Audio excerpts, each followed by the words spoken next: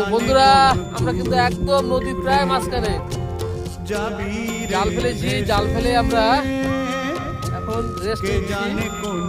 কোন ভাই আছে দেখো, কোন ভাই কিন্তু পুরো রেডি, বড় বড় মাছ তুলবে আজকে, তোমাদেরকে দেখানো হবে। মাছ তুলবো আজকে, ইলিশ মাছ শীতের সময় কি হবে? তুলতেই হবে অবশ্যই। এ পেয়েছিল তো, হ্যাঁ। তো দুটো পেয়েছিল। সেদিনে একটা পেলাম। তো লাউ ফলি পেয়েছিল, সঙ্গে ইলিশও পেয়েছিল, দুটো ইলিশ, বড় বড় ইলিশ। ট্যাংরা মাছও তাহলে হয়। কি গুড়জালি পেয়েছিলে?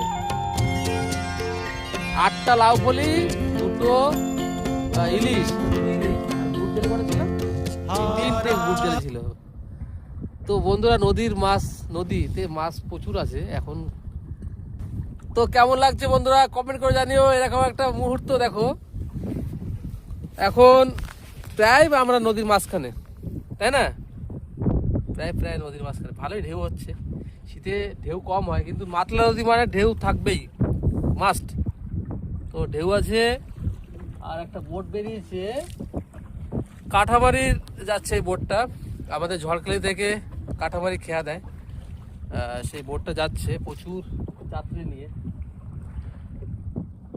তো বন্ধুরা সঙ্গে থাকো, মাছ তুলবো, সব দেখাবো আপনাদের।